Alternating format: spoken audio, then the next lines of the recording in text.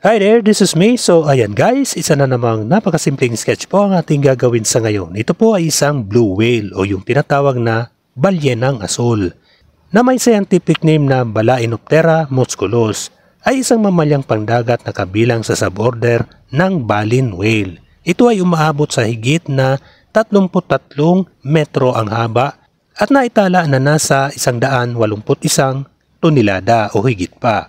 Ang hayop na ito ay pinaniniwalaan na ang pinakamalaking hayop na nakilala. Ang mga balyenang asul ay sagana sa halos lahat ng karagatan hanggang sa unang bahagi ng ika-20 siglo.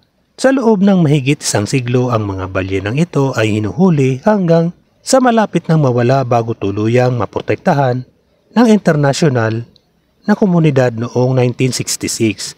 Ayon sa isang ulat noong 2002, mayroong na nasa pagitan ng 5,000 at 12,000 balyenang asul sa buong mundo na nahahati na hindi bababa sa 5 grupo.